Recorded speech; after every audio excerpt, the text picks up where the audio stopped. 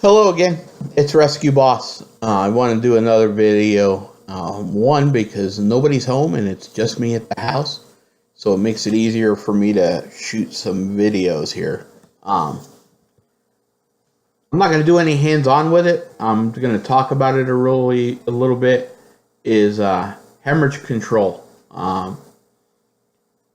Because a lot of people forget this. And this time of year, I tell people, is probably some of the worst times that things can happen.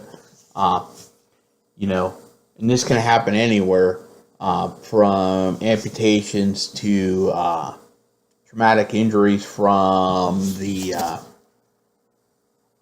snowblowers, fishing motors, ski boats, car motors, whatever.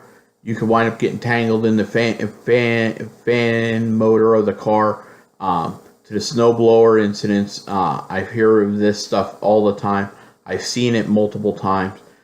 So I figured I'd go over some hemorrhage control options. Step number one to always remember is direct pressure on top of the wound.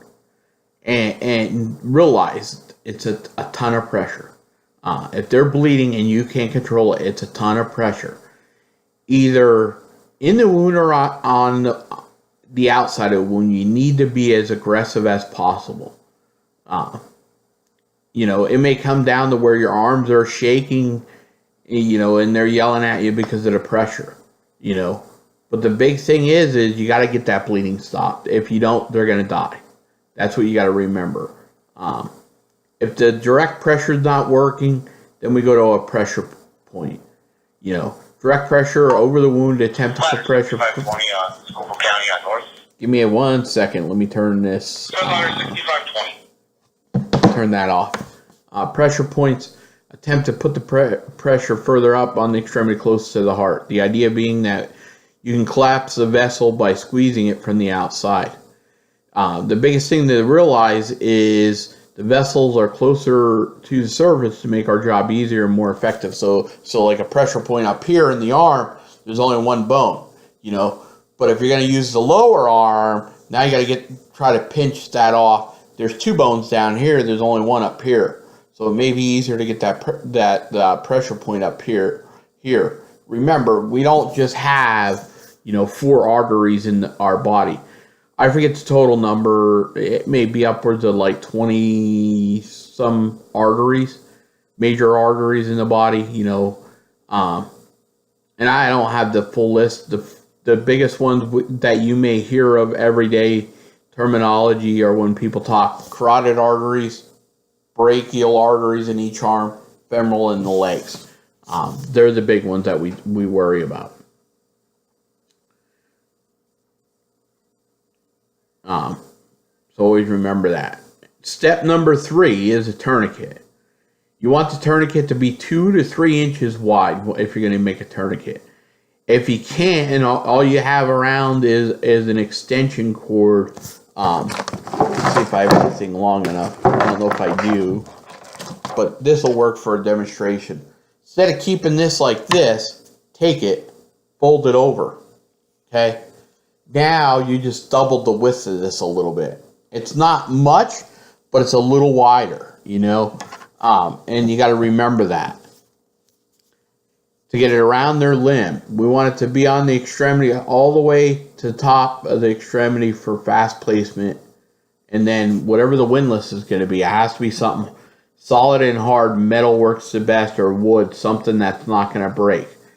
And then you twist the windlass until the bleeding is stopped and the pulse is gone. And then you have to secure the windlass, the piece that you spin. It has to be secured so it doesn't unravel. Remember, do not just skip to step 3. Try the simple things first. Unless you've been around it enough and you know when somebody's going to need tourniquets. And remember, you can bleed out in 90 seconds. That's a minute and a half, to 3 minutes. You can lose enough blood volume that you could be unconscious and or die. So being prepared is going to be very important. Having a commercial tourniquet versus making tourniquets. remember, if you're going to make a tourniquet, it's not always going to work the way you want. There can be failures with homemade tourniquets. So, and another question people always ask, and I just did some looking up and did find some information on it. Tissue damage caused by a tourniquet. Once you put a tourniquet on, we normally leave it in play. They're saying the pain will keep increasing as the tourniquet's on. That'll take upwards of 100 to 120 minutes. Once you get up to the 120 minutes, after that is when you could possibly have permanent damage. Okay. Remember, after 120 minutes, you'll start getting nerve and muscle compression injuries. But that could be temporary. When you get over the 3.5 hour mark, you get widespread muscle and nerve damage. It starts increasing. Now you're having a higher risk that you could lose the extremity. When you get at the 5 hour mark to longer than 5 hours, severe effects upon tourniquet removal could be cardiac or renal issues. The medical doctor needs a full ICU or OR staff to assist. Because at that point, you may have further injuries being caused by that tourniquet. But remember, what's the tourniquet going to do? If all else fails, it's saving your life. That's what you got to remember with tourniquets. So, is it the first thing I'm going to throw on? Not normally, but you got to realize, depending on what's going on, you may have to be prepared for that. Some of those things we don't speak about or think about is that, so having that stuff around is going to be very interesting.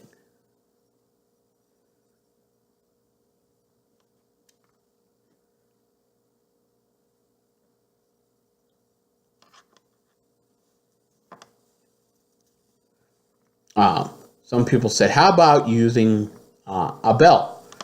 The standard belt seems to be a number one thing people suggest using for a tourniquet. The bad part is it's a poor choice because during stress, people will try to tighten the belt like normal. They're just going to pull it like normal around the waist, like you would around the waist. But when you're using it as a tourniquet, that's not going to be tight enough. You have to use an object as a windlass. And remember, if it's a leather belt, can you twist it easily? So I tell people to remember that.